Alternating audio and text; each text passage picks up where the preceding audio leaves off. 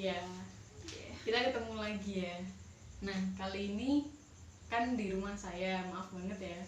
Soalnya mbaknya malah saya suruh kesini.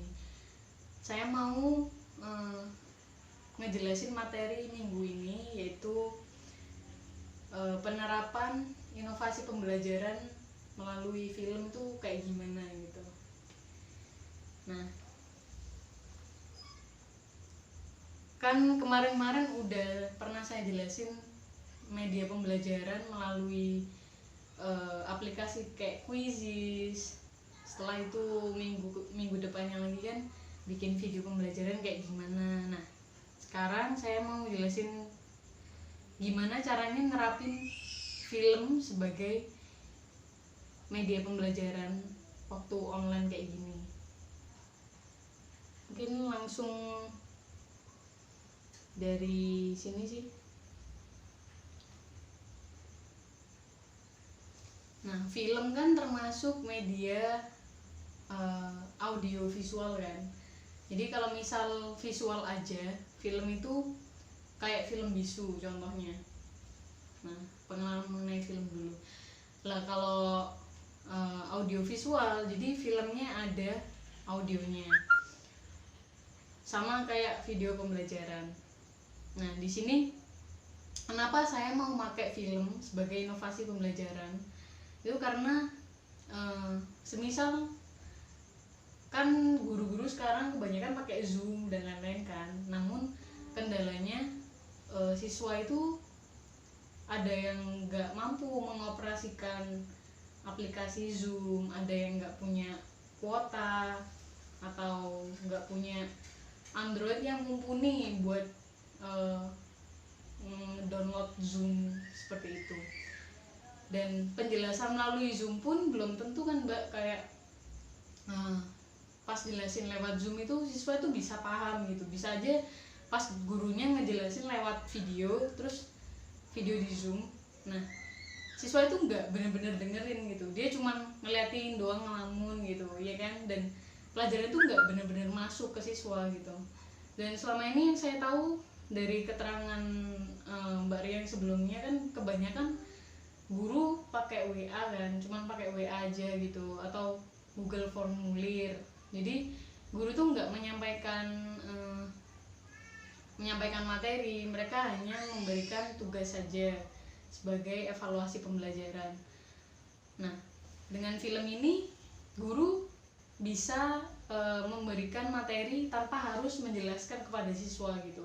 Jadi kenapa saya pakai ini? Karena ini lebih efektif daripada harus memakai Zoom dan lain-lain. Karena misal pakai Zoom 15 menit aja itu udah ngabisin kuota yang banyak banget, padahal murid-murid itu belum tentu kan punya kuota sebanyak itu. Nah, beda lagi kalau pakai film. Murid-murid itu bisa ngedownload film dulu gitu, atau ke warnet bentar, cari wifi, ke warung kopi, download film bentar. Dan filmnya ini bisa dipilih kan, film maunya film pendek atau film panjang. Dan untuk siswa SMP, MTS, kita bisa pakai film pendek gitu. Apalagi Mbak Ria kan ngajarnya IPS, misal ngenalin sejarah gitu, sama kayak yang kemarin saya ajarin kan, bikin video pembelajaran itu nggak harus full gitu, jadi kita bisa motong-motong videonya kan. Nah, sama di film, Mbak Ria bisa motong-motong film di scene mana yang perlu gitu. Misal mau ngejelasin mengenai sejarahnya R.A. Kartini. Nah, R.A. Kartini, semasa R.A. Kartini ini mau di kejadian yang mana? Misal waktu R.A. Kartini dikurung, disuruh menikah dengan lelaki yang nggak dia mau. Nah, itu guru bisa ngedit kayak yang kemarin saya ajarin di Premiere, memotong scene itu aja, setelah itu diupload ke YouTube. Jadi videonya itu nggak sampai semenit atau 2 menit, jadi filmnya itu nggak benar-benar panjang gitu. Atau bisa dalam satu film itu adalah gabungan dari beberapa scene yang cocok sama materinya Mbak Ria gitu. Nah, makanya kenapa pakai film. Dan gini, murid-murid kan kayak biasanya disuruh menghafal kan metode untuk pembelajaran. Nah, kalau menghafal itu belum tentu murid-murid itu bakal paham gitu. Nah, itu kan mereka cuma ngafalin, tapi mereka nggak bener-bener nyerap apa yang disampaikan oleh buku hafalan itu tadi kan. Karena mereka cuma dituntut untuk menghafal. Nah, lewat film ini tanpa harus menghafal, tanpa harus apapun, siswa dengan hanya menonton film mereka bisa mengerti apa maksudnya, karena di dalam film itu udah dijelasin bagaimana cerita yang disampaikan. Jadi siswa nggak perlu harus menghafal ini nanti kejadiannya gimana. Ini dia tinggal nonton aja gitu, dan setelah itu dia akan memahami. Namun di sini, nah dari pemahaman siswa tadi kan, siswa SMP masih hitungannya remaja kan, masih baru menginjak umur berapa tuh, 11, 12 kan. Nah, dia kan hitungannya masih harus perlu pengawasan dari orang tua ataupun dari guru. Maka harus guru ini memilihkan film-film yang sesuai dengan siswa tersebut. Maksudnya, maka dari itu tadi ada proses pengeditan, bisa dengan proses pengeditan untuk menghindari film-film yang bermuat kekerasan, seksualitas, kemudian hal-hal yang tidak senonoh semisal. Jadi tetap harus guru ini menyaring lagi film apa yang akan dijadikan sebagai bahan materi pembelajaran.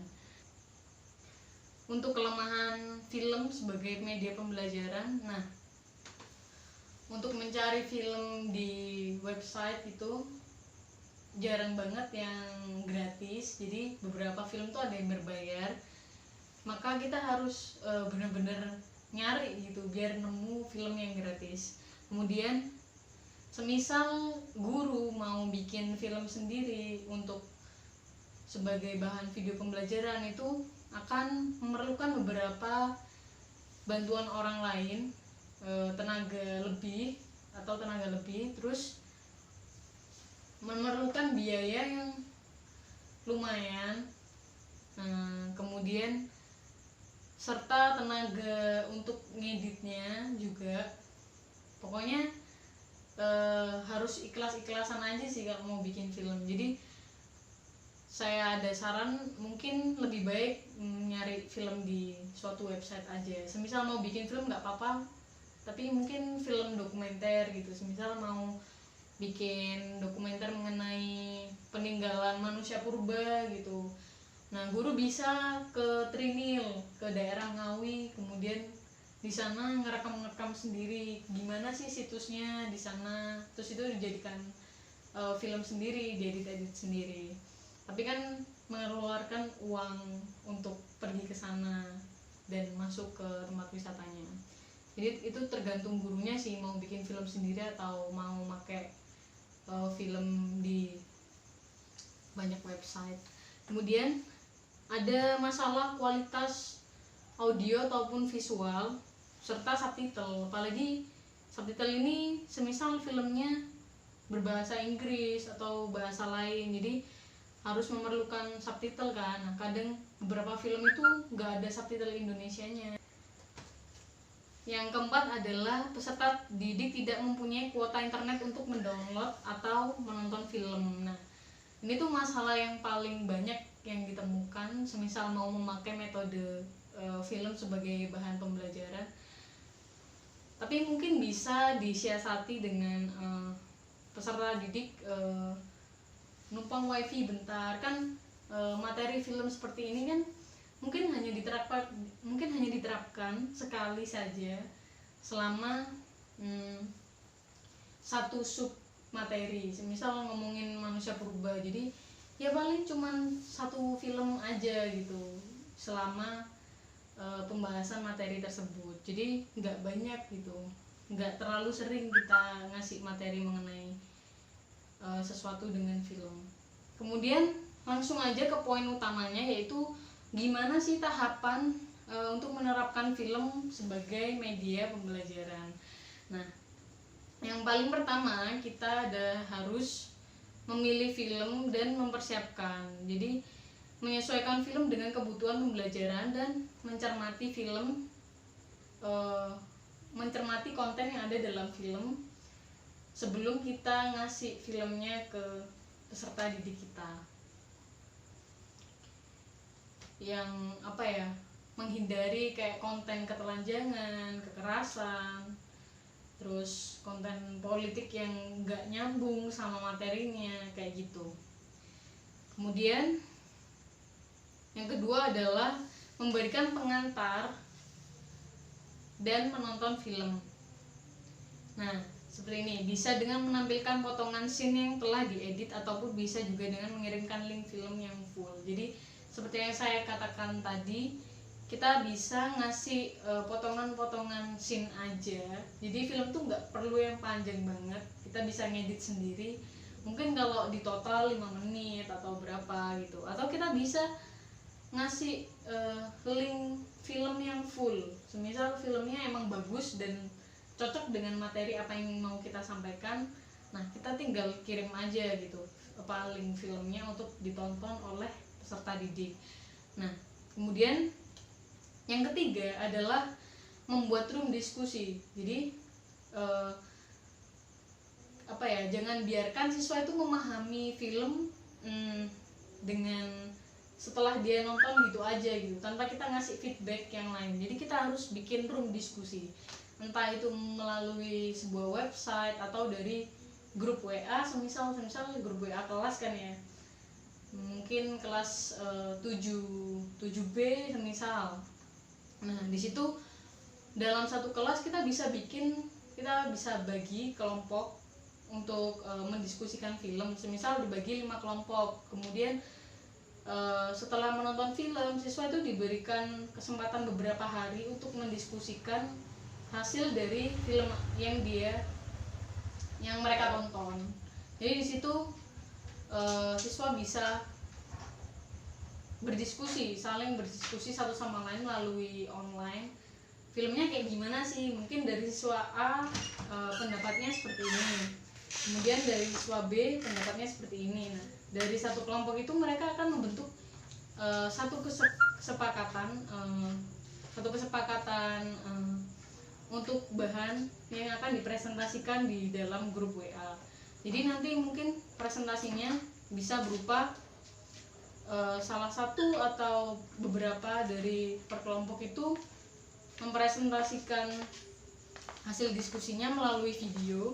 Kemudian hasil videonya nanti di-share di grup WA, dan di situ guru bisa membuka sesi tanya jawab antar kelompok. Jadi per kelompok ini siswa diharuskan membuat satu pertanyaan minimal ataupun lebih. Nah, dan siswa lain per kelompok itu harus menjawab dari pertanyaan siswa tersebut. Jadi mereka itu bisa bertukar pendapat gitu loh.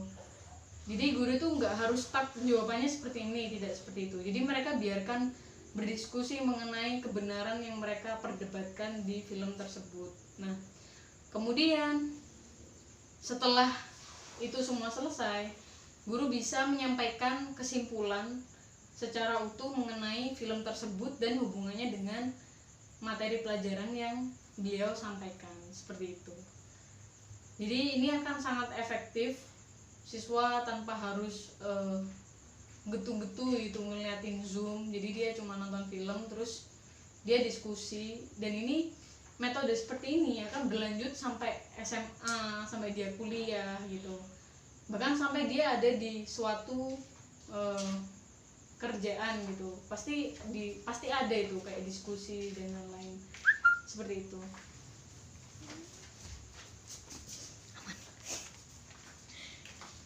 Nah, kira-kira seperti itu materi yang saya sampaikan. Semoga bermanfaat dan mudah diterapkan untuk siswanya.